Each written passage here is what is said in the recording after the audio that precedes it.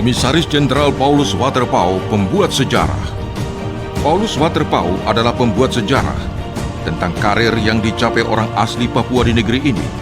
Karirnya tidak hanya cemerlang di kepolisian, namun juga berkibar di pemerintahan sipil. Paulus Waterpauw dilantik menjadi penjabat Gubernur Papua Barat 12 Mei 2022 oleh Mendagri Jenderal Purnawirawan Tito Karnavian, mewakili Presiden Republik Indonesia, Insinyur Joko Widodo.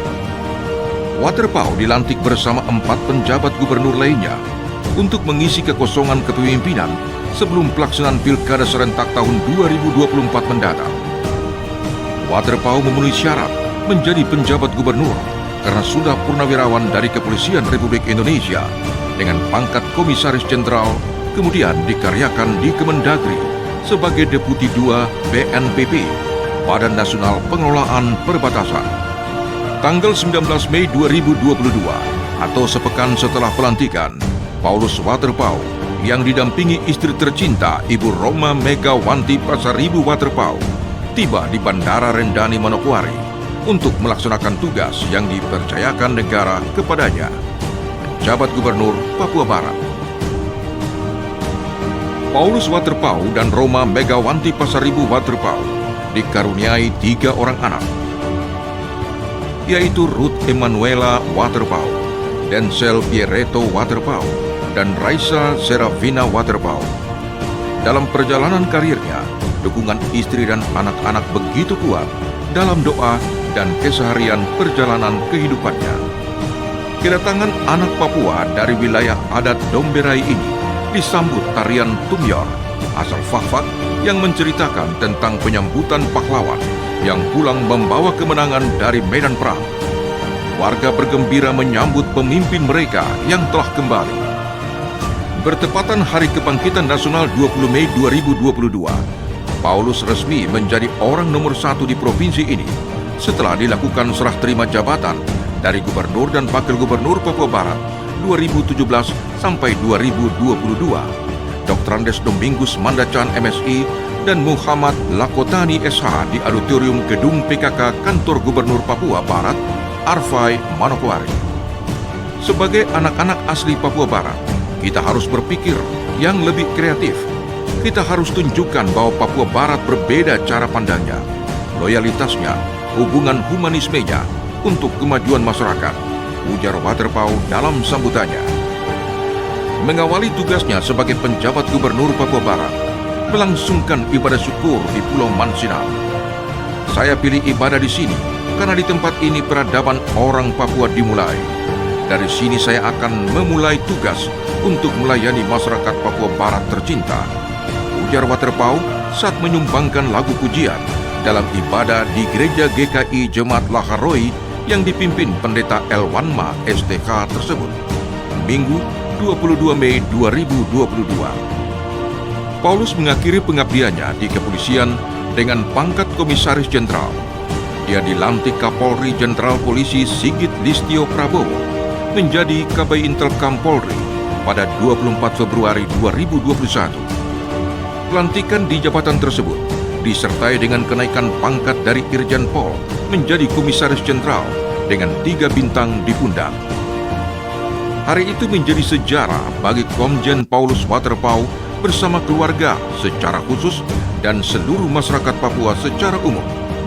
Untuk pertama kalinya di negeri ini, seorang anak asli Papua mencapai jabatan tertinggi di Kepolisian Republik Indonesia yang belum pernah dicapai sebelumnya.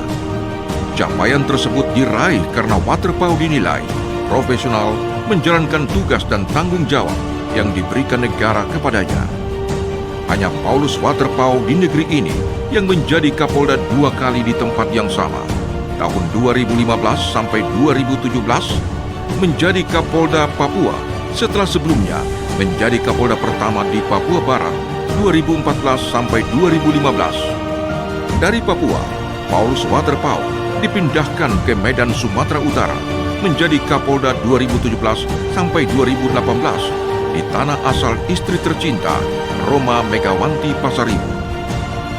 Tahun 2019 terjadi kerusuhan rasisme di Papua. Chaos terjadi di sejumlah kota, Wamena, Jayapura, dan Timika. Paulus Waterpauw yang saat itu menjabat analis kebijakan utama bidang 2 menjadi Kapolda untuk kedua kalinya. Penunjukan kedua kalinya memberikan arti dia sangat dipercaya negara untuk mengamankan Provinsi Papua.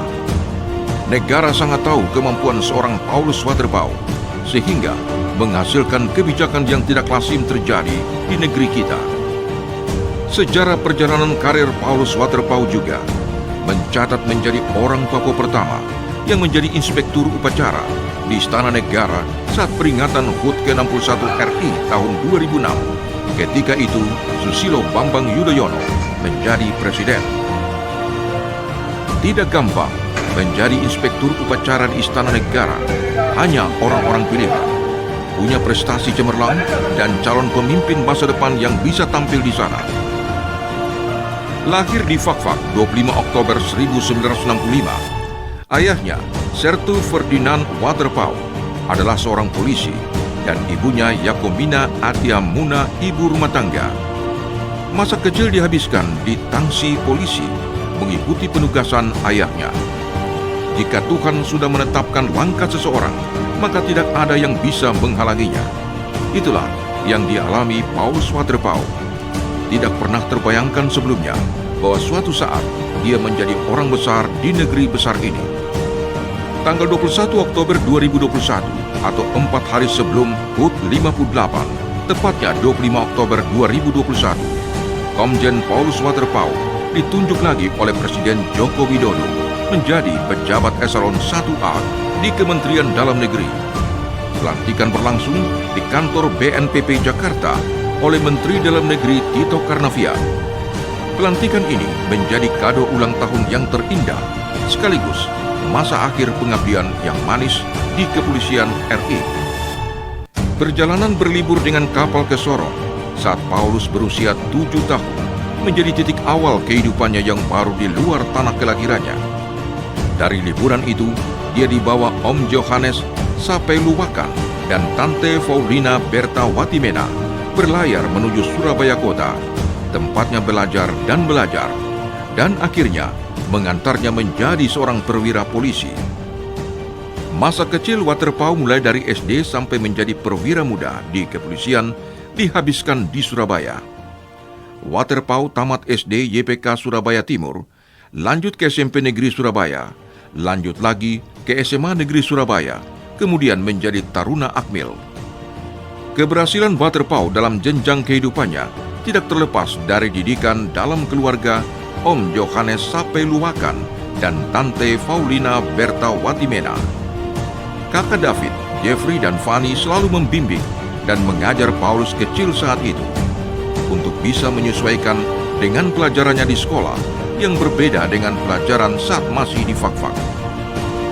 Dia sangat menyukai olahraga voli. Tidak heran jika saat masih di SMP Negeri Surabaya terpilih menjadi pemain voli junior dan selanjutnya menjadi pemain voli nasional. Pernah mewakili Indonesia ke turnamen voli tingkat ASEAN. Selain itu, Waterpauw muda juga aktif kegiatan pemuda di gereja. Dari dua hobinya itulah, Paulus memiliki pergaulan lebih luas, sehingga teman-temannya tidak hanya berasal dari sekitar rumah dan sekolah, tetapi juga dari luar. Penggemar tahu tek-tek milik Pak Haji Ali di Surabaya. Sejak masih sekolah, bahkan saat menjadi KB Intelkam Polri, Paulus yang menyandang 3 bintang di pundak masih singgah di warung yang terletak di Jalan Dinoyo, Surabaya untuk menikmati makanan kesukaannya. Sampai saat ini persahabatan Paulus dengan Haji Ali terjalin baik. Paling senang menyanyikan lagu Air Susu Mama yang menggambarkan betapa cintanya Paulus kepada mama tercinta yang meninggalkannya saat menjadi taruna tingkat 2 di Akmil. Nasihat mama di masa kecil tetap digenggam erat bahwa laki-laki harus kuat karena menjadi tulang punggung keluarga dan pelindung bagi adik-adik. Pencapaian karir saat ini membuktikan bahwa orang Papua bisa menjadi orang penting dan besar di negeri ini, sehingga apa yang dicapainya menjadi pembuka jalan bagi juniornya. Saya berharap agar adik-adik yang akan sampai ke pangkat yang saya capai saat ini, bahkan bisa lebih lagi. Pencapaian ini membuktikan bahwa kita orang Papua mampu dan bisa Jalan sudah ada, silakan adik-adik menempuhnya. Ucapan Waterpauw yang juga merupakan doa. Menyebut nama Komjen Paulus Waterpauw yang terbayang adalah sosok dengan capaian-capaian karir yang gemilang. Sosoknya selain tinggi besar, juga menginspirasi orang asli Papua, bahkan semua orang yang mengenalnya, bahwa segala usaha yang dilakukan tidak akan mengecewakan. Hasil tidak pernah mengkhianati usaha. Sosok yang selalu mengandalkan Tuhan dalam segala aspek kehidupan, karena bagi Paulus, berkat dari Tuhan sudah ada. Kita tidak perlu meminta lagi, tetapi selalu bersyukur setiap saat. Segala sesuatu ada masanya, semua akan indah pada waktunya. Kalimat penguatan yang selalu diucapkan, yang menandakan betapa dalamnya dia menyerahkan seluruh kehidupannya ke dalam tuntunan Sang Pencipta alam semesta. Salah satu hal yang selalu diingat jika menyebut nama Paulus Waterpauw adalah orang yang penuh kasih dan selalu berbagi dengan sesama, ikut merasakan kesusahan yang dialami orang lain, senang berinteraksi dengan banyak orang untuk membangun relasi yang baik dengan semua orang yang ditemuinya. Roma 8 ayat 31. Jika Allah di pihak kita, siapakah yang akan melawan kita? Tuhan menjamin keselamatan hidup orang-orang yang meletakkan hidup dan masa depannya ke dalam tangannya. Kuasa mana yang bisa melawan kuasa Allah kita? Kuasa mana yang bisa bertahan menghadapi Allah kita yang Maha Kuasa itu? Inilah kesadaran dan keyakinan iman kita, orang-orang yang selalu bersandar dan berharap kepada Tuhan Allah kita. Dalam keyakinan yang seperti inilah, kita menjadi tenang menghadapi hidup ini dengan segala macam persoalan dan dinamikanya. Ingat selalu, lupakan jangan.